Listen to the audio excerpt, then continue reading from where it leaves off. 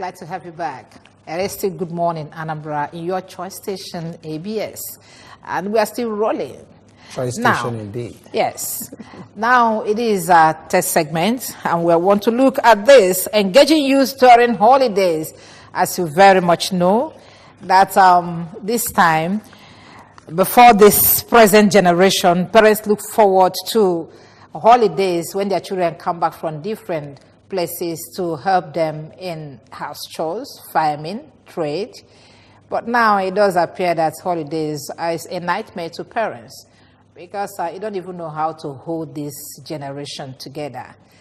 Send them to elsewhere to go for lessons. They may not be there if you dare to check. Some you will say, let them go for Ask holidays. Them to come and help you in your business. Your business and all that. Your money is gone. They will siphon all the money there.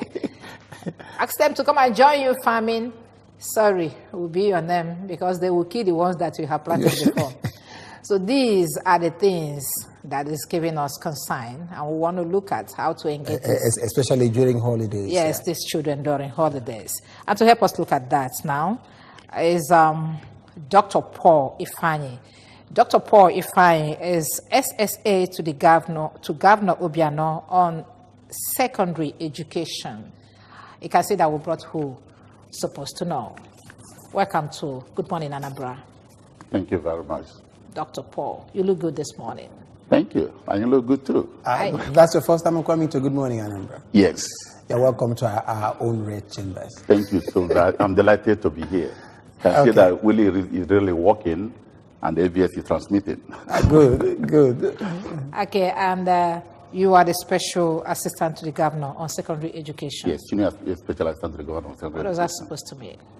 Well, like just says, we have secondary education, we have the tertiary. So I'm like the eye of the governor on secondary schools. Okay. Okay, can you just give us a little insight into how it's been so far? But before he does that, Theophilus, let's take this clip. Okay. And when we come back, we'll start talking.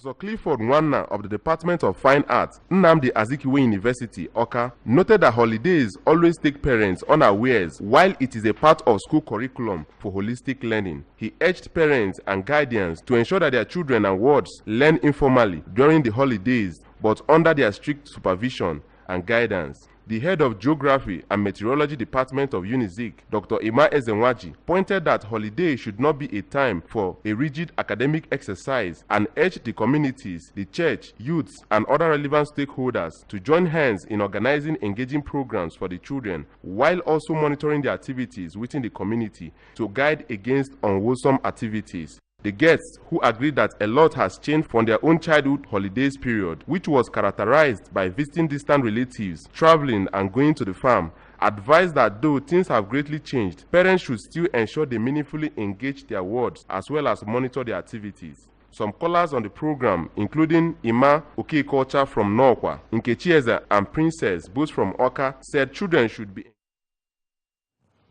All right, that's much to take from that. Now that we're here, you wanted to ask me. Yes, over time, you've been there as SA to the Governor on Secondary Education, and you're talking about holidays. How has it been over time, people engaging themselves, utilizing the holiday or vacation maximally? Yeah, just like you said in your opening, that things have actually changed. I recall in that times, we help parents in the farm, in the trade, but it doesn't happen again. You know, you find it, but again, I think the challenge we have is that some of us, parents, guardians, don't listen to these kids. We need to listen to them to hear what they are saying, what they are not saying, and what they perhaps might never say. We need to change with time, because oftentimes you discover that we don't talk to them, we don't know what they do. So by advice that these people are full of energy, a lot of creative ingenuity, is left for parents and guardians to channel this creative ingenuity to something useful and something meaningful. Let me give you an example, for instance. I was at home last week, and my little niece said, "Would you like Ogo? It's from my farm." I taught her that. I said, because I discovered that they waste a lot of time watching the television. So I told her when we were younger, with the right pressure that we have gardens. Yes, those little gardens exactly, in the compound. And what did I do? I got somebody to till the soil, put some manure in it, and ask her to plant. And whenever I go home, I say, let's go and see the farm. You could see the excitement on her face that the vegetable they use in cooking come from the farm. And just last weekend, she gave me the best ugu I've ever eaten because it's from my little niece. It's different from the one you buy in the market. And what does that tell us? That if we engage them, if we talk to them, if we listen to them, we can still bring that creative ingenuity instead of lying them, listening them, watch the TV all the time. Whether you like it or not, they have a lot of challenges, a lot of distraction. There is Before so we get much to the noise. challenges, there's something I overheard from that clip that I watched. That that holiday period is not a time to engage in serious academic works. But these days, you see children, they leave your house during holidays, they leave your house 8 o'clock and come back 4 o'clock, almost the time they spend in school while they were in school. Is this healthy? As an educator, in fact, at times I quarrel with my wife. My son will come back from school 4 o'clock. Before 4:30, the listening teacher is at the door. I think, it's too much information. It is. Believe it or not, a 4-year-old gets the ICT exam, pass on the computer. This is part of the exam we ask level 16 officers. I think we are over-laboring them. For me, holiday is a time to rest. It is a time to rest, but to rest in quote, like this is over 2 months. The first 2 weeks, let them be kids they are. I'm not saying that they should not do some studies. I recall in our own time, we had what we call extramural instructional studies. Yes. That's during the holidays. So I agree in total that it shouldn't be that way. Full time, because it's a time to rest, but again, rest in quotes. School is a full-time business. Just extramural instruction. I was also a product of that. During holidays, I was just telling my colleagues that during holiday period in my town, they organize lessons. The university undergraduates will be teaching the secondary school, while the secondary school will be teaching the primary school. Exactly. But that's 3 times a week. And it's just for 2 or 3 hours. That is how. And everybody goes home. But now you engage a child from morning till night because perhaps you're not at home. Yeah, I think that's part of it too. And then you even when you're at home, you want to have your peace. Okay? You want to send them out and then let there be peace in the house. How? Are we not missing it? We are. It is not like I said. We are over-laboring this case. Like I said, a 4-year-old, you ask him or her, name pass of computer. That's too much information. We're making them, we think we're educating them, we are destroying them. Let them be kids. Let them play each time. Okay. Let us amplify what you said entirely regarding engaging them. Giving them education, asking them to be reading, or might not be healthy. Yeah. Then what else can you engage them in? Giving attention to the fact that an idle mind is a devil's workshop. So what actually, like what you are seeing on the screen there. This is bead making. Okay. Bead making, and you mentioned before now about farming. Yes. So what actually can we do to engage these youths maximally during this holiday? Okay, again. Apart from asking them to be reading. Again, don't get me wrong, because there is whether you like it or not, there's a problem. Kids, again, don't read. And for me, holiday is a time for me to catch up. Those subjects that are very challenging, that's the time you read. That if you're going to a new class, that's the time. I remember in our own time, we get books. We are going to class 3 or 4. You get books and read. Okay, apart from academics, you can engage them. Say, for instance, your father is a trader or a farmer. You can ask the person, something happened interestingly. I have a problem in my house with power. And my friend, somebody gave me a name. A guy came fix it.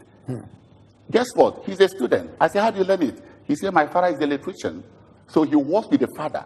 So during this time, I encourage parents, let the kids see what you're doing. You can go out with them. Just like you said, apart from the studies, you can engage them that above all, they should not, it's dangerous not for them not to read for the entire 2 months. But don't overlabor that. Engage them in other things, That is really the time you stay with them. You discover that once a kid starts school, you don't have enough time to spend with him or her. But like you rightly said, most parents say, I don't want trouble, let them go. Even a 2-3-year-old, they still, you see them standing up. But it is not true. I mean, it's not right. If you don't train them, who will train them? And you recall that it is our duty as parents to bring this kids up. So apart from academics, you can engage them in crafts, in trade. Just like you said, They can even organize extramural instruction, and the youth also should help themselves. So like I told about my little niece now. So look at this one. Look at this one. Okay. Probably he joined his father in and he's excited. You can see the excitement. Very, very excited. You can see the excitement. Anything outside academics, it gets them excited. Exactly. And then for the women, not just the women, every child in the house, what time do you have to give them to push them into domestic chores? Okay, it is during the holidays. Exactly. So it's not just sending them away. That is the time you need to teach your daughters how to cook, and how to take care of the home, and the men too, and all the rest too. And the men too. Because they should learn how to cook. They should know how to cook. And the men too. The word as recreation, in this case, recreation, going out to visit places within the period, is it part of engaging them? Yes, I recall there's a company, I don't know whether they do it here in Oka, but I served in Abuja, and I know one of my colleagues, he has this holiday program where he gets some kids, they go to some exciting places. He's also healthy, he's also therapeutic, because everything cannot happen in the four walls of classroom. So I don't know whether they do it here, but I think it's worth continuing. I also have talked to, there's this church again that has program for kids during the holiday. And last holiday, we also have some program for schools in Anambra State, those preparing for YA. They have some instructions. And guess what now? The government, Anambra State government, I'm very proud of him. He has put so much money in vocational education now that there's so much out there for you to do. During this holiday, somebody may decide to learn how to do fish and what have you. It's just 3 months. Recall, that's what happened when I was 3 months, and how far have you gone in public enlightenment to let people know that such thing is existing, and then for them to engage themselves? Oh, there's so much there. The Commissioner for Agriculture, I mean, there are a lot of adverts there. You want to do this, call this number, come to this office. A lot of them there. Now, sir. Okay, you were asking him a question. Yes, I wanted to come from this angle. Recently, we had stories of secondary students, school students engaging themselves in courtesan, and even primary pupils. Do you think there is anything we can do to engage them during this holiday so that they will detach themselves from such activities? Well, that's the problem. Like I said, these kids, they're overwhelmed with the British evil of the day. Like I said, it's very unfortunate that most parents, in their quest to make both ends meet, don't spend time with their kids. They don't even know what the kids are doing or what they're saying. A friend told me that his son has been out of school for years. He doesn't know, and the guy keeps collecting money from him. And I say, bravo to you. You send money. You don't even care to visit the school to know what your kid is doing. You never ask for results. So we really need to spend time with our kids. If you don't train them, society will train them for you. Peer influence, a lot of them. So as parents, as guidance, you should do your very best. How can you be paying school fees for 2-3 years? Your kid has been out of school. Are you not aware of that? And you want me to clap for you or to sympathize with you? As far as I'm concerned, he failed it because he was just making money, and he's not even he doesn't have time for family. So what we can do, like I said, talk to them. They're full of energy. They're very creative. When I was living in Lagos, my relation that was living with me, after watching the car, I would see that he will turn it on, he will dance with the steering. So when I asked him, Pastor, do you like driving? He said, yes, uncle. I gave him some money. He went to driving school. Guess what? He became my driver at the time. Really? Yes. So at times we think you are doing something for people, you are doing it for yourself. Honestly. This guy will take me to the airport. I will say, they charge you 3,000. But because it's my car, and I bought the fuel, I'll give you 1,000. And it is a win-win situation. Yes. Guess what? It is. This guy graduated from technical school. He's now a driver in Port Harcourt. Are you serious? Very serious. My friend did the same thing last holiday. He has 2 boys. He asked them what they wanted to do. One said he was interested in plumbing. So he talked to a friend that does plumbing. The guy was late. The other one was working one of these companies selling research cards. Guess what? These students made their school fees because they're single mother. At the end of the day, say, mother, you don't need to give us money. We have made the money. So that's what I say, that we are not listening to this case. Engage them. Engage them. Talking about that, I know that when we were growing up, there are some people that pay their school fees. Yes. It was during holidays that they would go about. I was doing this photography of a thing. Farming for people, helping bricklayers work and all the rest of things to make money to pay. And today there are engineers, doctors, lawyers, and then having these children that refuse to be engaged. Now, then tell me, when we are growing up, there was this period that we go to holidays in our uncles and aunties' house, and and during that time, you'll be training one or two little things to them. When you come back, you'll be showing that off. Why is it that we don't send our children on holidays? Let me not say we don't go, because I know you don't send your own children. Well, it's okay. Why do I need to send my kids to school when my wife has already found a school where we do summer job? I mean, school, holiday program. Extramural classes. I think it borders on the way we live, because the way we're able to live. I mean, to have good relationships with uncles, with aunties, and all the rest of them. Some go home to their grandmothers like we used to do. You're right. Okay, you go home to your grandmothers to spend the holidays. Exactly. And all the rest of things. Give me bananas. And part of it again is that the person you are sending the kids to is not at home. That's part of the thing. He's not at home because you walk. Okay, somebody that doesn't have time for his own kid, that's going to farm his own kids out, and you're bringing yours to him or her, is a burden. You never thought the society has gone so nuclear. What has happened to us? What has happened to us is, they say that kids education also, have the that buy kids, Society is so much engaged in grabbing. Money. Are we not losing our way of life? We are. My friend told me that, say, Paul, there is problem. My kids don't even know where I have properties. They don't know their uncles, they don't know their aunts, they don't know their cousins. He told me that the kids are not interested in all the houses he has in Nigeria, they oversee. And this man spends all the time making wealth accumulated. So we need to go back to the basics, to the family. Because if we don't get it right, the kids suffers, the family suffers, and the society pays for it. This we, who is this we? Parents, guardians, it takes a community to raise a kid. Then what about teachers? Teachers. Yes. And the churches also. The society in general. We need to go back to the basics. Because we are failing it. We are. And look at the kids again. No mentors anymore. Nobody to look up to. They watch a lot of TV, a lot of things they see, more of this, they think it is the infant. I sympathize with them, honestly. Honestly speaking, I do. It's so disheartening. Do you know that when we're not late. There is this competition they do. Students from different secondary schools, comprehensive, they come together to solve a particular difficult mathematics. They will solve it in different areas, and then they will come for confirmation in Enugu. You understand? To the guru that they know. Confirm. From our group, they come from different. This competition, these guys are big shots now. I know. And then what is happening to our children? They watch film, pornography, a whole lot of things. What do we do?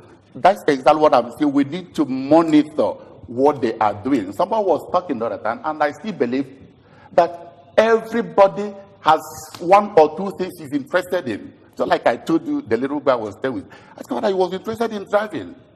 And look at today, he's making a living. That is one person off the road, off I beg to apply.